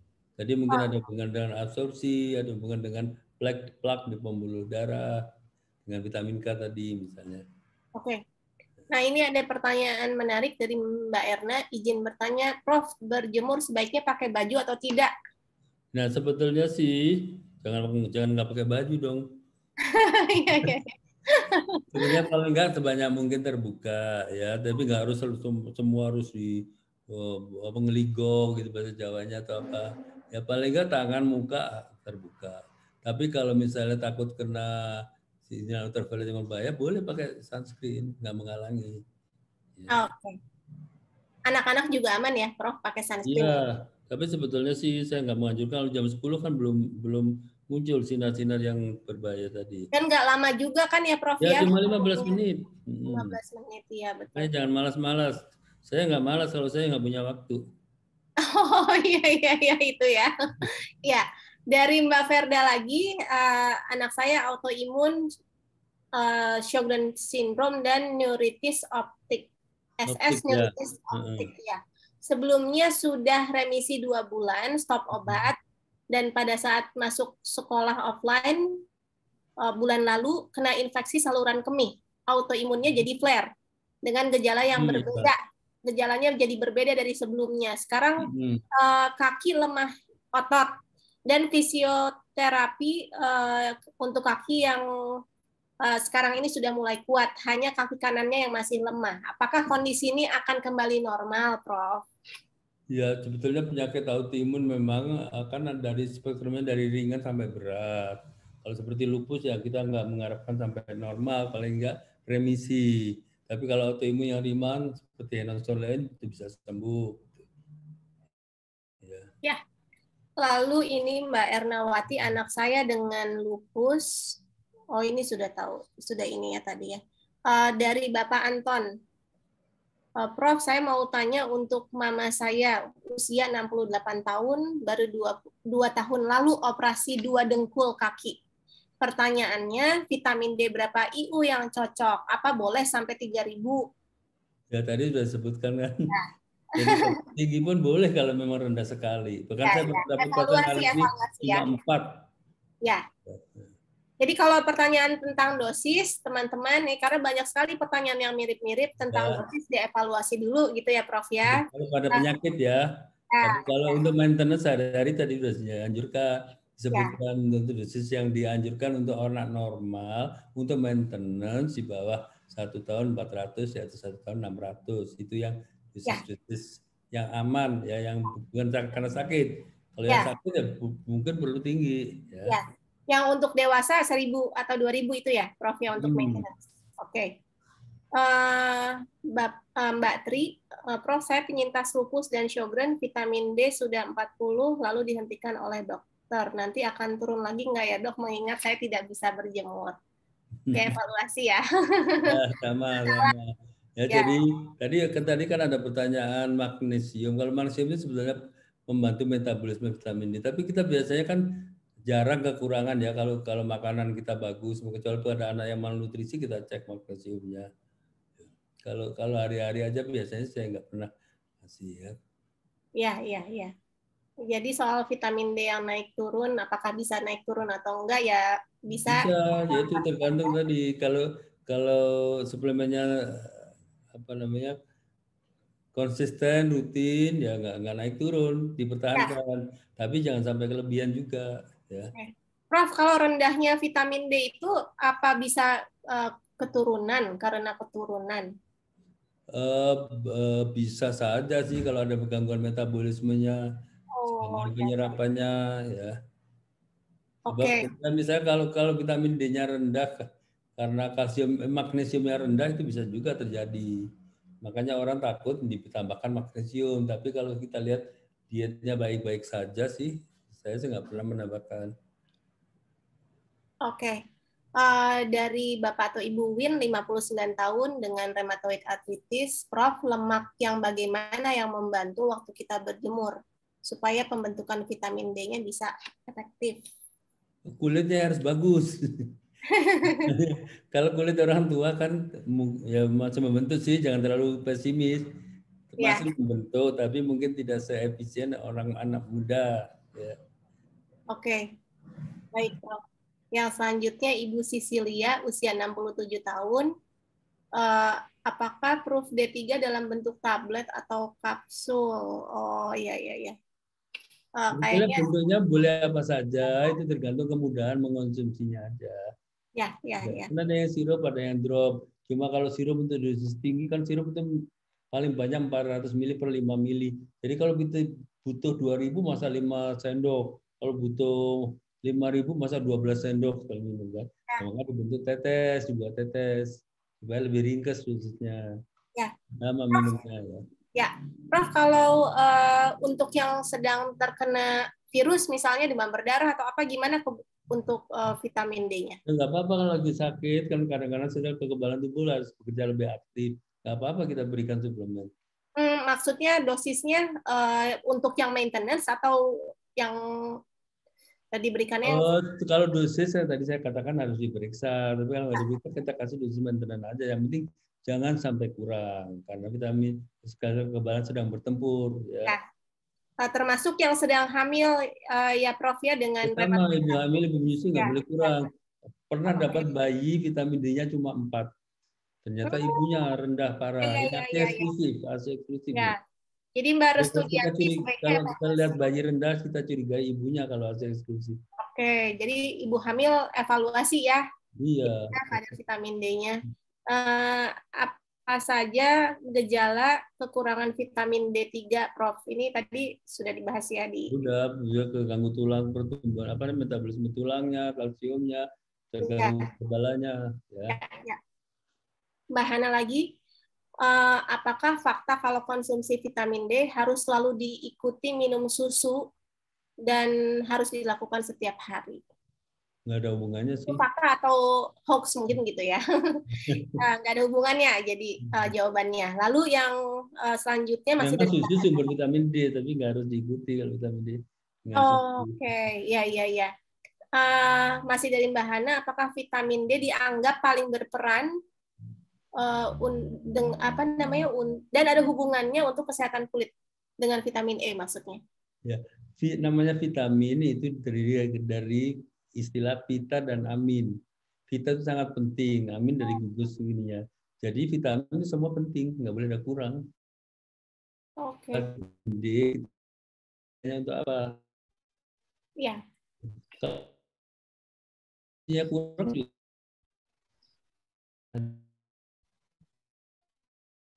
Wah, sinyal saya. Ya. Ini. Baik, yang selanjutnya Prof, ini sinyal saya tadi sempat kurang baik.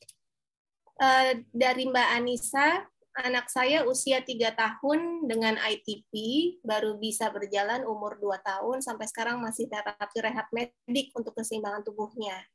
Ada diagnosa hipotonus.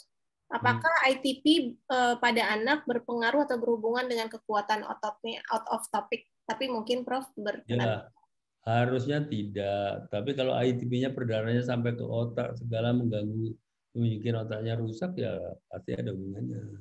Ya. Kan perdarahan bisa di mana-mana pada ITP. Ya. Dari Dr. Eli Arsita nih, Dok, pertanyaannya. Apakah anak yang mengalami rambut rontok bisa dibantu dengan vitamin D? Jika iya, dosis berapa? Ya, jadi sama juga penyebab rontoknya apa? Apakah rontok karena autoimun? Apakah rontoknya karena infeksi jamur? Tentunya kita cari dulu pencetusnya apa. Ya. Tapi kalau pengen tahu juga kita periksa aja vitamin D-nya. Ya. Oke, baik. Dari Mbak Vida Fania, ini maaf baru join. Apakah vitamin D harus dibarengi K2, zinc, dan magnesium? Oh, tadi sudah saya jelaskan.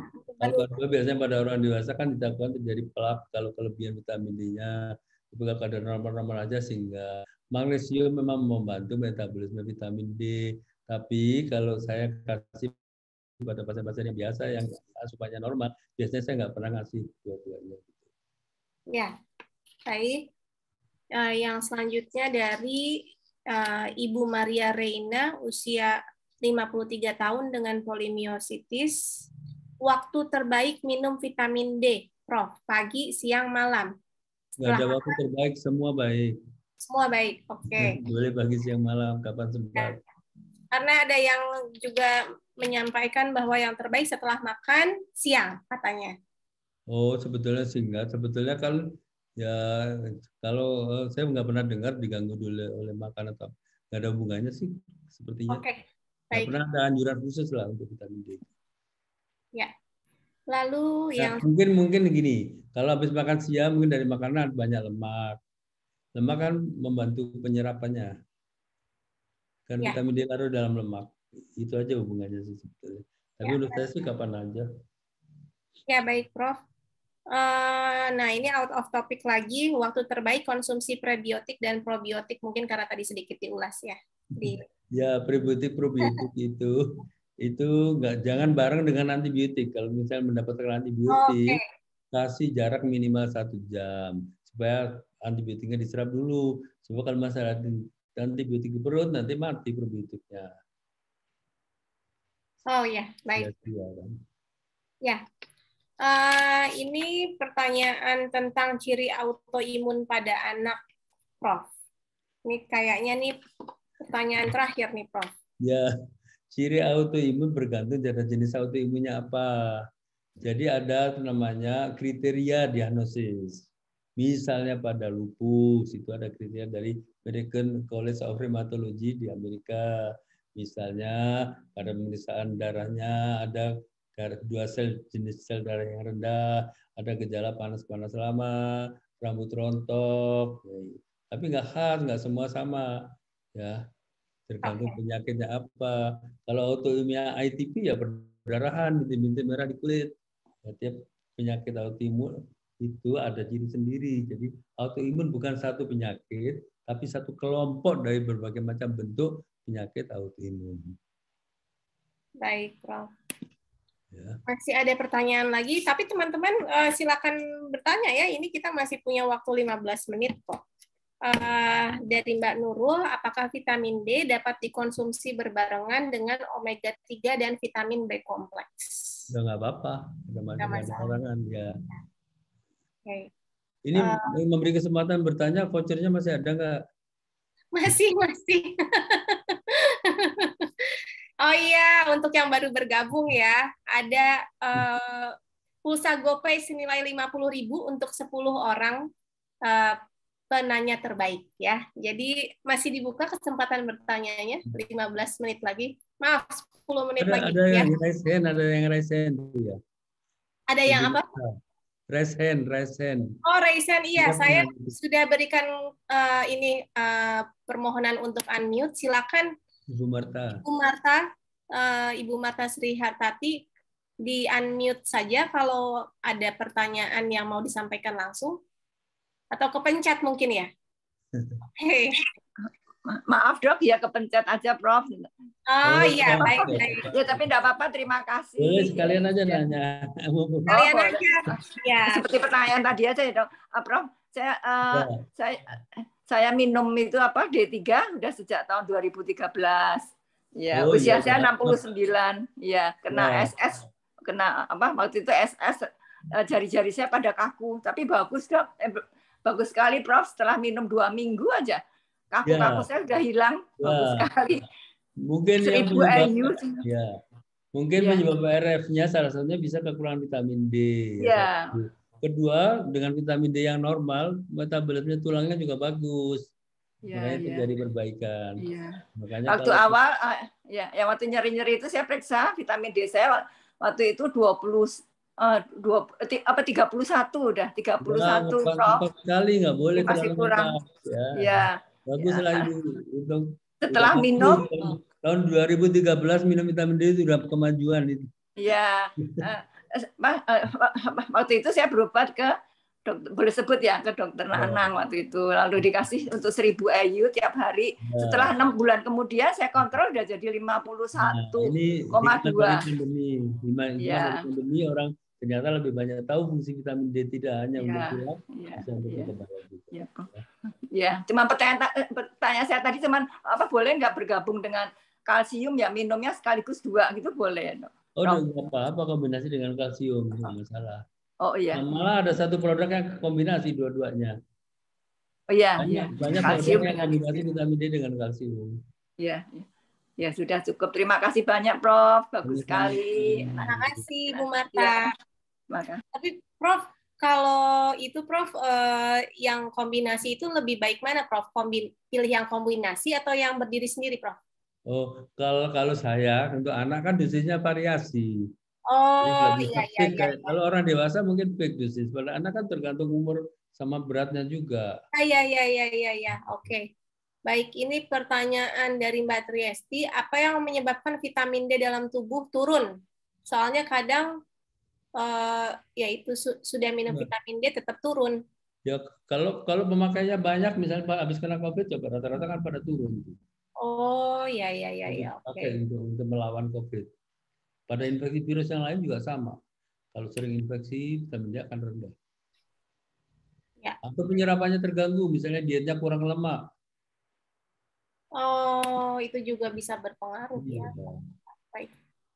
Ini ada pertanyaan, apakah biduran tanpa ada riwayat alergi ada hubungannya dengan defisiensi vitamin D? Itu banyak sih, kalau alergi tidak hanya semata-mata karena vitamin D, tapi harus dicari faktor lain juga. Tidak ada riwayat alergi dalam keluarga tidak menyingkirkan alergi. Karena 5-15% anak yang tidak mempunyai orang tua alergi itu bisa timbul alergi. Ya, baik. Dari Ibu Laila, vitamin D yang normalnya takarannya berapa miligram yang bisa dikonsumsi untuk ODA-PUS? Nah, itu tadi sudah dijawab oleh Prof berkali-kali. ODA juga, ODA itu HIV ya? ODAI. Orang dengan autoimun. Jadi kalau ODA saja, pikirnya ODA biasa kan? Iya, ODA, ya orang dengan HIV/AIDS ya. Kalau HIV juga pasti rendah itu. Ya, oke. Oke, yang selanjutnya dari Mbak Agustina Indonesia. Apakah bisa kita kelebihan vitamin D? Bisa ya, Prof ya, hipovitamin D tadi. Ya. Maka perlu dievaluasi tuh kalau konsumsinya dosis tinggi, terutama ya, Prof ya. Ya, harus cek dulu. Ya, Prof, ini pertanyaan lagi dari Mbak Triesti. Mbak Triesti aktif banget. Mengapa alergi muncul saat dewasa atau jadi alergi terhadap obat yang tadinya tidak alergi? Ya, jadi memang risiko alergi terjadi pada anak usia dini karena baik karena belum matangnya sistem imun, belum matangnya usus misalnya untuk alergi makanan. Tetapi bukan berarti tidak bisa munculnya setelah dewasa. Mungkin waktu kecil dulu belum bertemu pencetusnya. Misalnya orang nggak pernah konsumsi penisilin, ya nggak kena alergi penisilin waktu kecil. Tapi setelah orang besar diberikan penisilin, ya bisa terjadi sensitisasi pada waktu itu. Bisa saja, tapi memang paling sering pada anak alergi itu munculnya. Oh, oke. Yang selanjutnya ini... Kadang makin tua turun lagi. Imunitasnya mudah lagi alergi lagi. Ya, makanya sering lihat orang bilang batuk tua. Itu karena alerginya muncul lagi. Ya. Ya, seperti saya dulu waktu kecil asma, Prof. Ya. Jika muncul ITP, mungkin karena dikasih steroid ya. Hilang tuh asmanya. Ya. Setelah dewasa muncul lagi, tapi jarang sih. Ya, kalau kondisi sedang menurun ya bisa muncul. Nanti udah tua bisa muncul lagi, makanya harus hati-hati dari sekarang. Oh gitu. Gimana Prof hati-hatinya Prof? Hindari pencetus. Jangan mau tua. Oh jangan mau tua, ya. Melawan tua. Ya, paling enggak, intinya ikuti kan sekarang kemajuan ilmu geriatri juga sudah bagus. Ya, kita tunjuk pakarnya aja bagaimana cara hidup sehat di usia tua ya. Baik, ini dari Mbak Verda. Kadang saya bingung, terlebih anak saya 13 tahun ke dokter, diet gluten, tidak boleh minum susu, banyak pantangan, sehingga berat badannya jadi turun, mungkin karena takut makan ini dan itu. Pindah dokter spesialis autoimun, anak tidak pantang, apa saja boleh. Dan anak saya happy, berat badan bertambah. Tapi sayanya yang khawatir dok dengan informasi autoimun ini harus gluten free. Bagaimana? Jadi baik autoimun atau alergi harus kita buktikan dulu makanan apa yang dia nggak tahu. Makanya saya nggak harus menyuruh pantang pada anak alergi. Cek dulu alerginya benar nggak itu jadi pencetus. Kalau nggak jadi pencetus berapa dipantang. Yang kedua anak yang alergi terutama ya. Anak yang alergi itu kan kulitnya misalnya dermatitis atau saluran nafasnya sering batuk. Ususnya juga punya kondisi yang sama. Tidak bisa mencerna, menyerap makanan dengan baik. Udah gitu dipantang-pantang lagi ya tambah kurus lah. Jadi sebaiknya ya. Jadi tes dulu ya Prof ya. Ya, tes dulu atau pastikan dulu makan apa yang jadi pencetus. Ya, kalau nggak bisa dites, diamati aja sehari-hari. Hindari, jangan dipaksakan. Ya. Bikin food journal ya, Prof ya. Iya, betul harian. Nah, itu betul. Dulu kita sering suka makasih pasien. Sekarang udah banyak tes-tes kan. Kalau dulu kita kasih catatan harian selama 2 minggu. Hari ini makan apa, timbul gejala atau enggak, sedang minum obat atau enggak. Itu nanti kita evaluasi. Oke. Ya betul, itu food journal itu penting. Ya. Kalau nggak bisa cek. Ya. Kalau biaya untuk tes food sensitivity itu mahal nggak sih, Prof? Dan seberapa akurat sih, Prof? Ya biasanya yang kita periksa adalah imunoglobulin E yang spesifik. Jangan IgG. IgG itu nggak relevan ya. Ya. Vitamin imunoglobulin E itu yang relevan karena namanya alergi kan IgE mediated. Walaupun sebagian kecil IgG itu yang sebagian kecil. IgE dulu lah periksa. Kalau nggak ketemu mungkin boleh coba IgG. Tapi menurut saya sih nggak terlalu perlu ya. Jadi nanti setelah biayanya memang cukup mahal sih. Tapi itu untuk biasanya sekali aja, kita nggak usah ulang-ulang lagi. Iya. Untuk anak ya, ini untuk anak. Ya. Baik. Yang selanjutnya, Prof, saya kalsiumnya sudah normal, tapi kenapa masih diresepkan kalsium ya? Apakah bahaya nggak kalau normal tapi dikasih minum kalsium terus? Umur berapa? Nah, itu nggak tercantum umurnya. Ya, kalau orang tua menurut saya sih perlu. Saya sendiri konsumsi kalsium tiap hari supaya tidak bongkok ya misalnya. Oke. Ya. Baik. Ya, Ibu Anissa, untuk anak 3 tahun dengan ITP maksimal dosis vitamin D yang boleh diberikan yaitu dosis hariannya itu ya, Prof. Ya, Kalau tadi kan ada maksimal. 400 ya. Ya, kalau hariannya, tapi kalau yang perlu dosis tinggi ada maksimalnya sekitar 3.000 kalau nggak salah. Maksimalnya 3.000. Berarti kalau sekarang konsumsi 800 IU aman ya, Prof ya? Aman ya. Ya, oke. Ini pertanyaan yang sama nih dengan sebelumnya, apakah minum vitamin D itu harus seumur hidup? Ya untuk maintenance itu ya Prof ya, 1000. Ya, karena kita butuh seumur hidup. Kalau kita bisa menjaga dapat dari makanan dan matahari ya nggak usah. Ya, oke. Nah ini Ibu Verda, jadi apakah perlu dilakukan tes alergi untuk anaknya yang tadi yang apa sih namanya? Yang diminta, kurus. Ya, yang kurus. Ya, sebaiknya dipastikan dulu ya. Ya. Kalau memungkinkan nanti Pak meraba-raba, ternyata yang kita pantang selama ini dia nggak alergi kan rugi. Ya. Jika memungkinkan bisa menjangkau tesnya ya lebih baik tes gitu. Tapi kalau misalnya nggak bisa, diamati dengan catat setiap hari. Dicatat hariannya ketika konsumsi menu A, bagaimana reaksinya. Kalau aman lanjut gitu ya Prof ya. Ya betul. Mbak Nurul, saya alergi NSAID selain paracetamol yang diketahui pada saat operasi polip di rahim. Oh ya, alergi NSAID-nya pada saat operasi polip. Kemudian ops polip kedua, saya alergi antibiotik dan disarankan hanya konsumsi antibiotik yang apa namanya antibiotik apa ini? Kadar vitamin D saya 65 tahun. Apa yang saya lakukan untuk hindari alergi terhadap obat?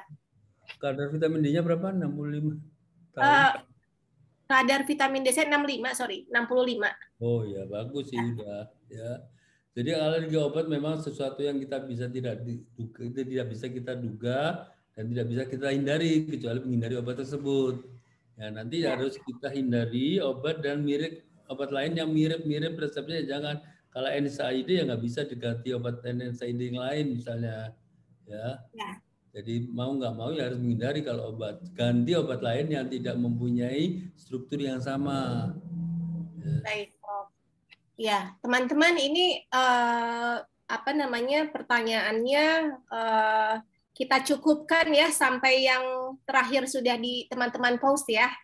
Jadi kita akan coba habiskan pertanyaannya ya yang sekarang ini. Sekarang ini Prof dari Mbak Hana sedang ngetren diet karbo dan konsumsi protein. Bagaimana menurut Prof? Wah kalau saya nggak pernah menganjurkan itu kecuali memang ada indikasi hubungan dengan penyakitnya. Gizi seimbang aja ya Prof ya? Iya gizi seimbang tetap. Ya. Oke. Ibu Merlin 42 tahun dengan kadar vitamin D-nya 27.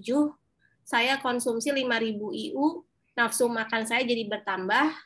Jadi saya minum 2 Jadi saya ini nggak jelas nih. Saya juga rutin berjemur. Bagaimana menurut Prof? Ya, kan itu termasuk dosis yang tinggi. Nanti baiknya dievaluasi aja 3 bulan, cek kadarnya. Ya. Ya. Ini ada pertanyaan dari Mbak Triasti yang saya juga bertanya-tanya. Ada cek alergi bioresonance itu menurut Prof bagaimana? Kalau dari segi ilmu alergi imunologi yang formal, itu tidak termasuk yang direkomendasi karena tidak bisa dijelaskan secara ilmu kedokteran. Oke, ya. Itu alternatif ya, ilmu kedokteran alternatif. Ya, bukan termasuk ilmu kedokteran ya. Resmi ya. Ya. Mbak Vida Fania, jadi untuk orang dewasa lebih baik IgE atau IgG? Beda di antara keduanya apa? Ya, namanya alergi, itu definisinya kan IgE, IgE. IgE. Ya, walaupun kadang ada diperantarai oleh IgG, tapi itu proporsinya kecil sekali. Jadi relevansinya lebih umum adalah IgE ya. Nah, IgG malah kita sering pakai untuk patokan dia udah toleran apa belum. Nah, nanti kalau toleran positif semua masa kita pantang. Oke. Kan? Baik, Prof. Yang selanjutnya, ini saya sudah mengantongi nama-nama penanya terbaik ya. Sebentar lagi akan di-share oleh admin. Jadi sudah selesai nih ininya pemilihan pertanyaannya. Tapi saya akan masih bacakan ini beberapa lagi karena masih ada waktu. Mbak Anissa, konsumsi vitamin D dibarengi dengan zat besi dan multivitamin imun booster itu untuk anak apakah aman? Oh iya, Prof, itu pertanyaan saya juga. Ini kan banyak banget tuh imun booster produknya. Imun booster itu apa dulu? Kalau imun booster itu yang dibutuhkan oleh tubuh sih nggak apa-apa, misalnya pemberian protein atau yang lain. Tapi kalau imun booster itu imunomodulator, imunostimulan, misalnya golongan echinacea dan sebagainya. Menurut saya itu nggak boleh tiap hari diminum, terutama yang punya alergi atau autoimun, karena nanti akan mengaktifkan autoantibodinya atau sel autoreaktifnya ikut aktif, bukan hanya kekebalannya tapi yang nggak normal pun ikut meningkat. Jadi jangan dipakai jangka panjang. Tapi untuk jangka pendek untuk lagi virus, flu atau apa sih nggak masalah, asal jangan digunakan jangka panjang. Ya, baik. Dari Mbak Ernawati ada beberapa pertanyaan terakhir, Prof. Ada hubungannya kah kekurangan kalium dengan vitamin D? Kalium dengan vitamin D. Kalium sama vitamin K kan beda. Kalium dan vitamin D, Prof. Ya, bukan vitamin K kan? Iya, bukan. Ya, kalau kalium nggak ada hubungannya. Kalau kalium rendah ya akan lagi lemas, nggak bisa bergerak ototnya. Oke, baik, Prof. Nah, ini pertanyaan terakhir ya, saya baca ini menarik nih. Prof jawab ya. Dari Mbak Deliana Sihotang. Vitamin D yang bagus itu mereknya apa? Karena sekarang banyak yang muncul di apotek. Bingung jadinya. Kalau merek saya nggak bisa jawab karena nggak bisa bicara merek. Yang menjawab adalah boleh sponsor dan jawab silakan. Tapi kalau saya kan nggak boleh promosi ya.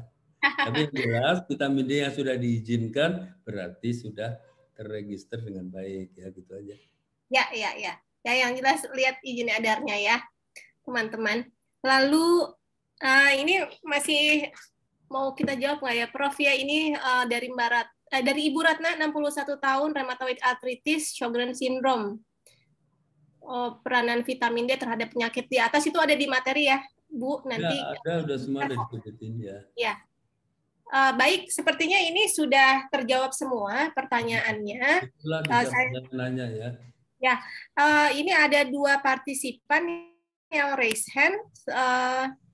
Apakah kepencet juga, Mbak Ina? Sebentar, saya ask to unmute.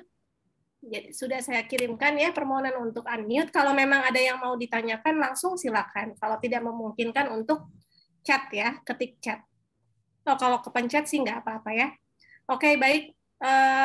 Saya lanjutkan membacakan yang sudah saya share nih ya di kolom chat ya. Ada 10 pemenang pulsa GoPay yang akan segera dikirimkan ke nomor pemenang masing-masing ya. Mohon di WA ke 0819 3295 1374 Penanya terbaik atas nama 1. Verda, 2. Evi Andriani, 3. Amelia Elna, 4. Lola R, 5. Vida Fania, 6. Laila, 7. Isayuni, 8. Marta Sri Hartati, 9. Triasti, dan 10. Hana. Saya ulangi lagi, ke 10 orang tadi mohon menghubungi ke WA 0819 3295 1374 untuk mendapatkan pulsa GoPay senilai 50.000 ya untuk masing-masing. Lalu jangan lupa teman-teman yang sudah mendaftar di Bitly ya, link untuk pendaftaran itu nanti akan mendapatkan proof D3 dari Kalbe Farma, ya vitamin D dari Kalbe Farma yang akan dikirimkan ke alamat masing-masing. Jadi yang belum mengisi tolong diisi ya. Baik teman-teman, kita sudah sampai ke penghujung acara. Mari kita dengarkan kesimpulan dari Prof. Zaki atas topik kita hari ini. Silakan Prof. Ya, jadi obat apapun, vitamin apapun kita berikan atas indikasi ya. Pemberian maintenance juga indikasi supaya kita jangan kekurangan kalau tidak bisa menjamin dari intake atau sinar matahari misalnya pada vitamin D. Jadi itu. Jadi semua didasarkan pada indikasi apakah ada penyakit atau tidak. Saya kira itu mengenai vitamin D ya. Baik, Prof. Teman-teman terima kasih banyak. Juga terima kasih yang sebesar-besarnya kami haturkan kepada narasumber kita pada hari ini, Profesor Dr. Zakyudin Munasir dan juga dari Kalbe Farma atas dukungannya. Mari kita doakan agar narasumber kita senantiasa dikaruniai keberlimpahan dan keberkahan serta kesempatan untuk berbagi lagi dengan kita. Terima kasih kepada para pendukung dan juga peserta yang sudah giat belajar bersama. Semoga silaturahmi kita dapat terus berlanjut di webinar-webinar selanjutnya. Saya Marisa Kardoba izin undur diri. Wabillahi taufik wal hidayah. Wassalamualaikum warahmatullahi wabarakatuh. Selamat sore. Waalaikumsalam warahmatullahi wabarakatuh. Salam bermanfaat. sejahtera bagi kita semua. Om Santi Santi. Ya, terima kasih teman-teman semua. Prof, terima kasih. Mbak Rosa, terima kasih. Mbak Rosa juga. Terima kasih, Prof. Terima kasih, Mbak Marisa. Terima kasih. Sehat ya. Lancar ya. Saya izin live ya. Ya, terima kasih, Prof. Terima kasih.